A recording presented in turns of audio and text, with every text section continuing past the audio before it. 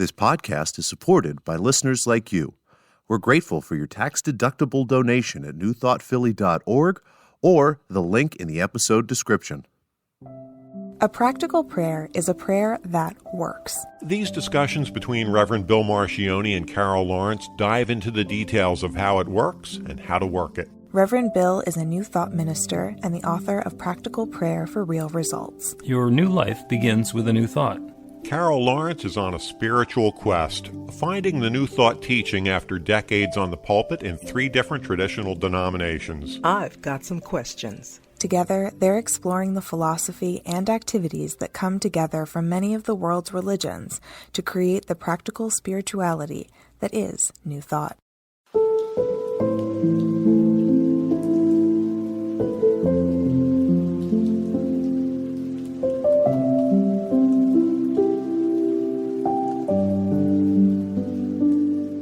Welcome to the Practical Prayer Podcast. I'm Carol Lawrence here with Reverend Dr. Bill Marcioni. And we are looking forward to a conversation today about, as David Bowie said, change. Yeah, now you're going to make me go listen to him to see what he was talking about with it. Okay. Right. You wanted to talk about change, and there I am going and undermining you even before we get started in the conversation. That's cool because I can take the ride wherever we want to go. See what happens, because all I have to do is be quiet and just let you figure it out. Let you explain it. There is one thing that we know about this podcast. What's that? In about a half an hour, it will be over. I know, but I don't look forward to that. And then next week, we get to do it again. Okay. So say more about that. Say more about change and why that's coming up today. It's been coming up for me a lot, especially in conversations with other people. And when I sit quietly, which I try to do as often as I can, it's once, twice a day, I was thinking about all of the things that have changed over the last couple of years.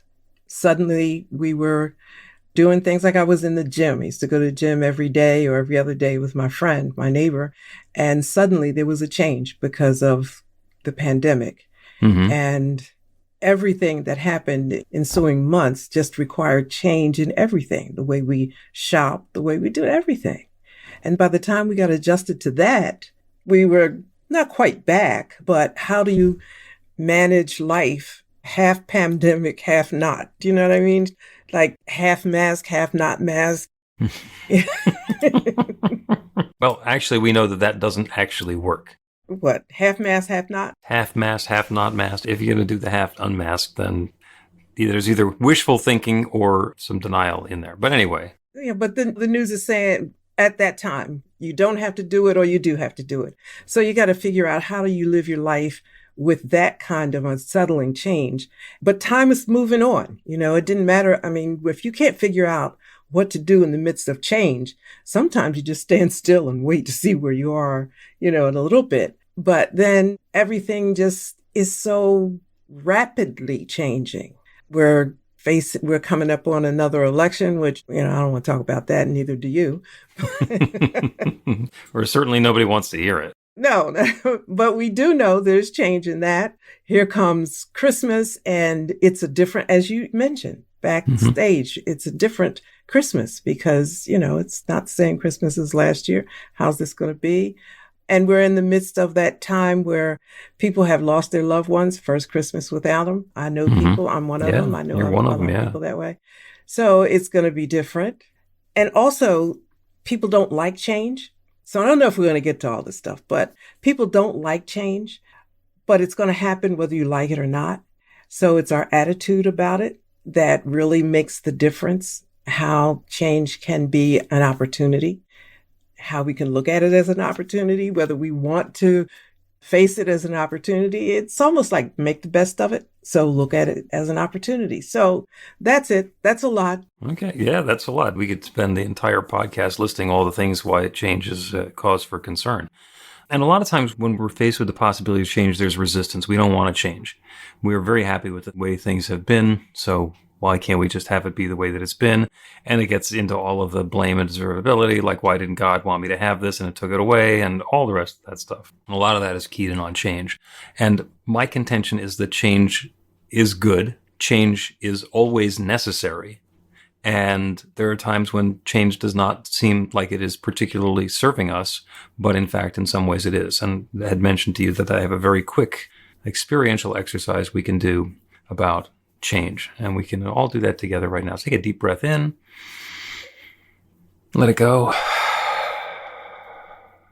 Take another deep breath in and hold it. You've done enough breathing. Nothing further is required. There's no change. And see when your body decides, I want to change out this breath for a different one. Because it's going to happen. And as good as that breath was, please, everybody, continue breathing at whatever pace is comfortable for you. I don't want to be the guy who's making people pass out. This is not the Pass Out podcast. As good as everything is that's been going, it's always a cycle of change. We breathe in, we breathe out. It seems like this breath is the same as the last breath, and the next breath is going to be the same as this one. But each one is a separate moment. Each one is serving its own purpose. We don't have any idea of exactly what our body's nourishment needs are, but we're going to breathe in enough that we're going to get the air that we need. That's why when we're exercising or exerting ourselves or panicky, we breathe more than when we're sleeping or meditating or peaceful. And our body just knows. And if we were to try to force our body, I'm so relaxed and comfortable when I'm meditating, I would like to continue breathing that same way while I'm running a marathon. It's like, that's probably not the best way to run a marathon. So just in that sense, change is valuable. And even the things that we look at were Christmas time. Christmas when I was a kid, and Christmas when I was a young adult, and Christmas when I was first hosting my family together, and Christmas with the pandemic and the things that we can do and the things that we can't do. It's really easy to get focused on what we can't do that we did last time and say that we don't like the change. And there's something different that's unfolding. And when we let go of our attachment to having things be the way that we think they ought to be, then we can be much more peaceful with the change, and the change can be much more uplifting for us. The letting go part, that was kind of a lot, but I don't want to go back too far because the last thing you said was really so strong. When you talked about letting go so that you can experience the change and all that. Letting go is the really hard part because what we're letting go of is something that is familiar, that has become familiar. Not always that we like. We don't always hold on to things that we like, but certainly we hold on to things that we like. And change means letting go. And it doesn't always differentiate the like from the not like stuff, and going into a new something in our lives, a new time in our lives. Some of the things we liked can't go. And some of the things we don't like that have become comfortable don't need to go. So that's when change becomes deliberate and intentional in terms of our attitude about it. It's going to happen anyway, but our attitude that best serves us in the midst of and on the other side of change, I think it takes a bit of intention. Yeah, I would agree with that. And the perfect example or framework for change that we don't want to make, but that actually is going to be really helpful, comes from the recovery world and addiction. So people start drinking or using whatever their recreational substances are, or getting involved in activities or relationships or whatever it is. And when it's not serving them anymore, then it becomes painful. And eventually the change is required. I have a lot of friends who are in Alcoholics Anonymous who have been proudly not drinking for 10 or 20 or 30 years. And there's also a guy I went to high school with, a childhood friend of mine, who died at 40 of liver failure. And he didn't get the message. So he didn't make that change. So there was another change that was forced upon him. So the change is going to happen. We can say, well, I want to keep doing what I've been doing the way that I've been doing it and enjoy that, and not read tea leaves, not understand that's no longer serving us. It might have worked when I was 18. It's no longer serving me when I'm 35. And we get to engage in the world differently in each of those moments because things are going to change. In a lot of cases, they already have. We just get to acknowledge them. Yeah. And knowing, I think, on this side of the change, or recognizing that change is happening and how am I going to flow with this? And what would I like to see happen? If I could make happen what I want to make happen in the midst of this change or at the end of it, can I give some attention to that?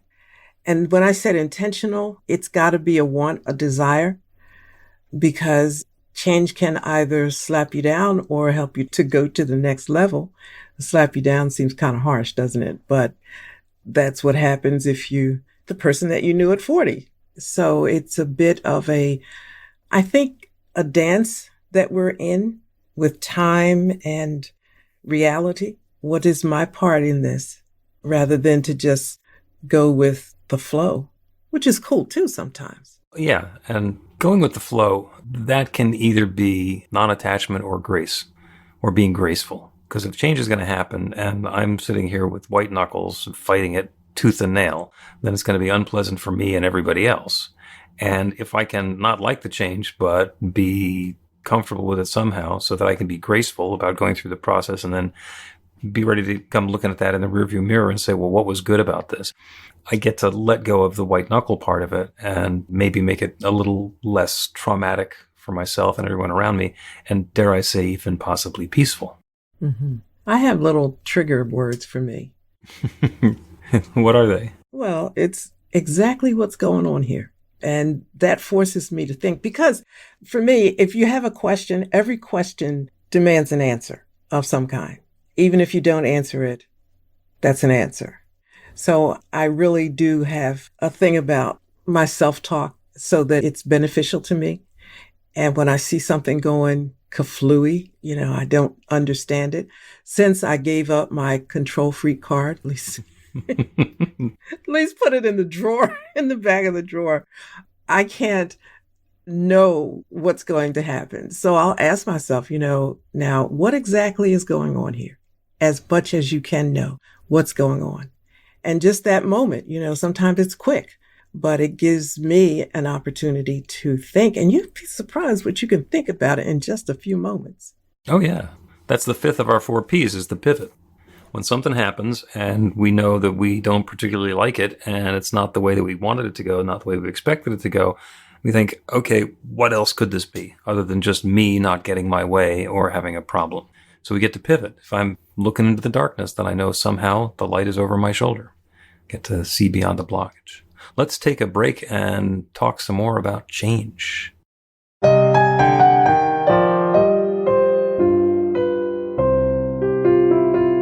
It's Reverend Bill letting you know that the Practical Prayer for Real Results class is now available on demand. That's right, you can take it at your own pace, anytime you want. All of the information is at BeTheLight.com. That's B-the-light.com. You know where to find that stuff. The class is 5 lessons, broken down into 18 modules, and you can take them at whatever pace is comfortable for you. As you work through the process, it starts out with the theory, goes into the practice, there are experiential activities and exercises, and at the end of the program, you will wind up with an understanding of how practical prayer works, and a practical prayer for yourself that will work to create transformation in your life. And as you know, it works for everything. Take a look at the class online at BeTheLight.com. There's a sample lesson so you can see how the class is going to work for you and then dive in. The great news is it's on sale now. You can register and save $20 off of the regular price. I'm looking forward to seeing you in class.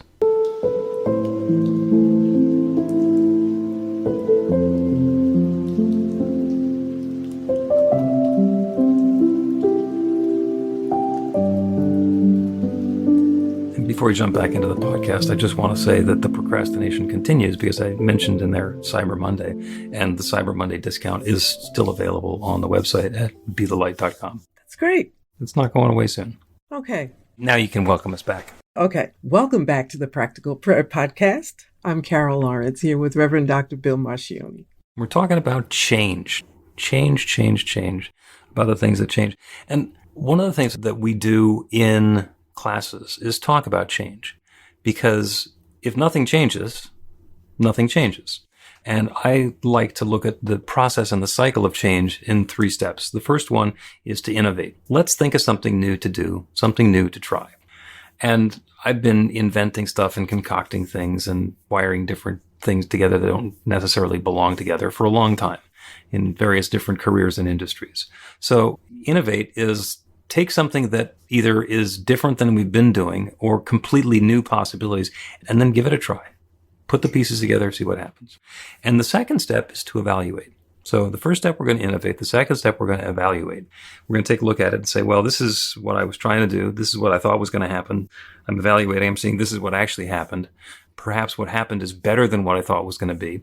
Perhaps it's going to indicate that, no, this bolt needs to be put over here instead of over there, or we should paint the stop sign something more red, whatever. So we're going to evaluate and understand what it is that we've created this time. And the third step is to iterate, to go through the process again. And implicit in that is the notion that change is not only going to happen, but that it's important. Because if we're not innovating, then we're just stuck where we've been. And even if where we were was wonderful, it's getting old. It's getting old. You know, somebody who last remodeled their house in the 1970s is going to have a completely different decor than somebody who's remodeling their house nowadays. So if change doesn't happen, then aging and falling apart happens. Evaluate. How's that working for me? Now, there are some people whose houses are filled with antiques. Those are things that have been around for dozens or even hundreds of years. Is that working for you? Do you like having those chairs? Do you like having those tapestries? Is it working for the life and the lifestyle? And if it's working, then great. And if it's not working, then it's time to iterate, go through the process again. Of the things that are here in my life or in my living room, which ones do I want to keep? Which ones do I want to release? And what do I want to have instead? And you don't need to have it all figured out to know, all right, this is what the living room is going to look like. This is what my life is going to look like when I'm done. We can go through the process again. I bring in all new furniture and say, wow, I thought this was going to be much more comfortable than it is. Let me get rid of this stuff and bring in another batch. And we've done that. We've done that. While you were speaking, I was thinking about how many times I've gone through that, and in different ways, including the antique furniture and especially my clothes closet and other things. You know, like I'm a mixer. My kids and my husband always tease me about I make potions, and I never buy a product, cleaning or cosmetic or whatever, unless I do something to it. It just needs something else that I know will make it better. But that to me is not being afraid of change. It's going to happen, but let's not make a big deal out of it. It's a big deal. It is a big deal. But let's get with it and see how it can be fun and what I can throw in the mix to see what is going to happen there. It's really a mindset. And I would really want to reiterate the idea. You've one-upped me. Never. But recognizing that fear is right there. That's the thing that makes us not want to change. I'm not going to be comfortable with this new look. And just real quickly, my house, I always had a huge, big house with really tall ceilings and lots of art. And it looked like a museum, and I loved it. Loved it. Nurtured it like that and made it look even more, because every time I went to a museum, I came home with an idea and I did it. But then at some point, it started to feel heavy and not really what I wanted anymore. It's still beautiful and everybody loved coming just to see it. But I'm like, you know what? I think I want to do something different here. And I did something so totally, completely different. But I remember thinking, I can't be afraid of this. Just go with it. What's the worst that's going to happen? You'll sit there longing for the antique museum quality living room that you used to have. The same thing happens. I'm going to try and mix up some flavors and spices and give it a try and see if pumpkin spice bathroom cleaner is a thing. And if it's not, okay, I'm going to do something different. Listen, and I've done things like that, right? I've said, okay, this was not the best idea. I'm not throwing it out. So I'm going to use it where I'm not going to have to smell it all the time. There you go. I just think I just decided that I'm going to try to figure out how this is going to be fun as often as I can, because life is this long, right? You don't get a lot of time. So how can we make it fun, each little thing, and we can't talk about it now, but that thing about fear jumps in there and wants to kind of mess things up a little bit. But if you know it, you can address that too. So it's kind of an energetic thing dealing with change and the mindset that goes along with it. And this is our life. What else we got to do? I'm going to suggest adjectives because when we're looking at change, there's the possibility that we don't like it, that there's something to push against. So we can have joyful change.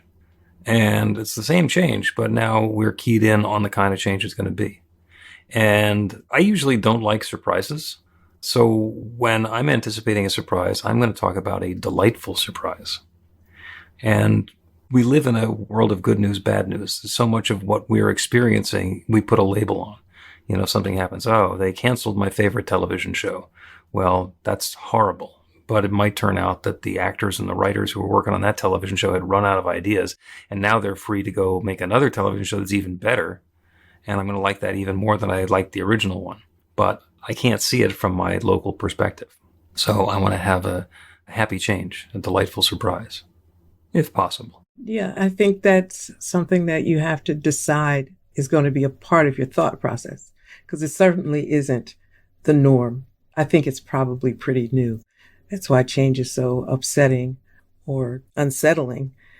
But if you just kind of think about, and maybe even think about it before change happens, you know, in the midst of things happening, it's a little bit difficult to try to adjust your mindset. You can, but it's not as easy. You know, you were talking about the television things, like I have season things that I would watch on prime time, you know, and I get those BBCs. I love those, man, but they run out. Mm-hmm. Run out.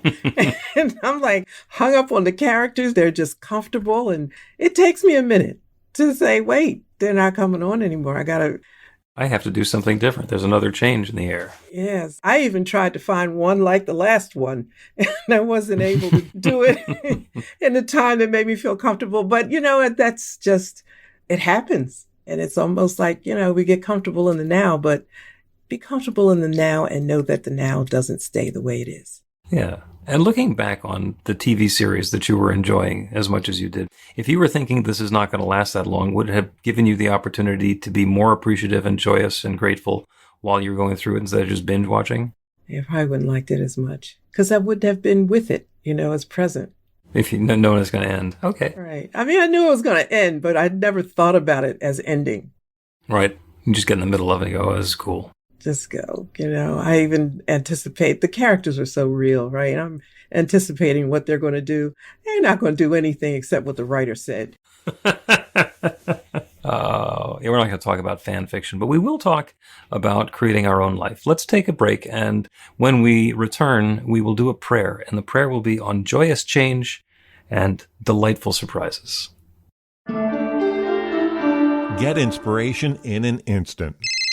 God calls are the gentle and uplifting moment of truth to help you remember that the bright light of God's love is shining right now as you. It's your God Call with Reverend Bill. Start your 2-week free trial today, and you'll get a phone call 4 times a week from Reverend Bill with an uplifting half-minute message filled with insight, wisdom, story, and fun. Let your light shine. You can answer the call to listen to it live or let it go to voicemail so you can hear it later.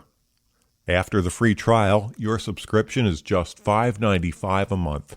The details are at godcall.org. God calls are disruptive, intentionally. Whenever you write something, put on a gold star. They take you away from your routine to remind you about the truth of who you really are. They come at random times between 8:15 a.m. and 6 p.m., so you won't be expecting them. And somehow, the message is exactly what you need to hear at the time. Magic is loose in the world. It's a moment of motivation in the middle of your day.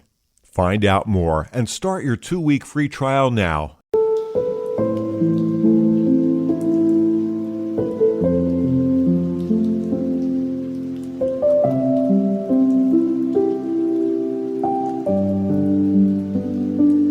Welcome back to the Practical Prayer Podcast. I'm Carol, here with Reverend Dr. Bill Marcioni.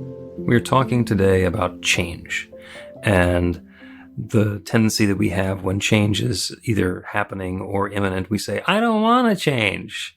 And that infinite creative intelligence that creates everything says, it's not your call. Things are going to change, and it is our ability to find a way to change with them or adapt to the change or be in the flow that keeps us from putting all of our energy and resource into fighting something that's happening anyway. I think that part is happening anyway. It's happening anyway. It's going to happen. So it's not like we're going to be able to resist change forever. So the prayer today is about the changes that are already happening in our lives to be joyous changes, for the surprises that are coming our way to be delightful surprises, because it's possible. It's possible. It is not necessary that everything that changes is a loss. It's not necessary that everything that surprises us is a tragedy or a catastrophe or something horrible that's going to be on tabloid news headlines. It is possible that the changes that are happening are bringing more of that richness and sweetness into our lives. It is possible that the surprises are things that make us happy and joyous. When somebody has a surprise party, they're not looking to shock and frighten the person who they're surprising. The intention there is to bring some joy and happiness and fun because it's a surprise party. So let's make this be a party. As it's comfortable, I invite you to close your eyes. Not that closing our eyes is necessarily important, but because it lets us turn away from the details and the specifics in the world around us, because there's so much more going on. There is one infinite creative power that shares itself as and through and in all of its creation. Everything that exists everywhere is that one taking its own particular form. Everything, everywhere, everyone. And that includes me and each person who's listening to this prayer. We are each expressions of that infinite presence, that divine intelligence, that limitless love, shared in a way that is uniquely us.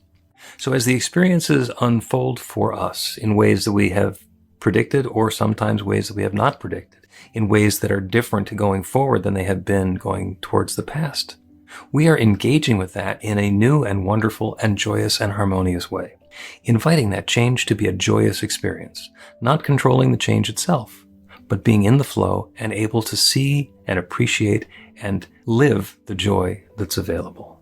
When the surprises come along, they're delightful surprises, something that we weren't expecting that somehow is now making our lives even better than it had been, and perhaps better than we could have thought possible, better than we expected. Because the truth of the matter is that infinite creative power that creates everything is creating this next experience now. And good and more good is available to us. So each of us individually and all of us collectively are opening up to allow an even broader channel for that good to flow into life. And the love is unfolding, and the good is happening, and the prosperity is at hand, and the well-being and life vitality is revealed, and the creative experiences are unfolding, and it's good and more good. And I'm so grateful for it. I'm grateful for the stories we get to tell. I'm grateful for the new experiences. I'm grateful for the delightful surprises and the joyous changes that are happening even now. And so, with gratitude for this good, I speak this word and I release it into that creative law that always says yes. And I know without any question, hesitation, or doubt that it is once again saying yes. And so I let it be. And so it is.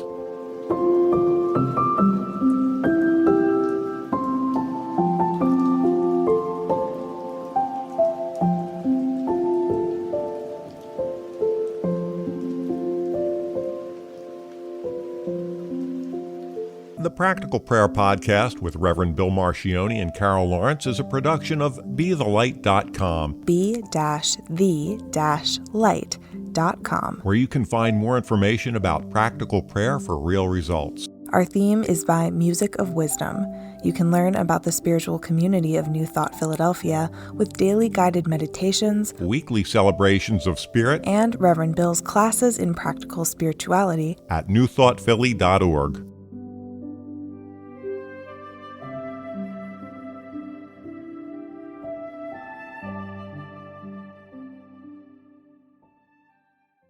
This podcast is supported by listeners like you. We're grateful for your tax-deductible donation at newthoughtphilly.org or the link in the episode description.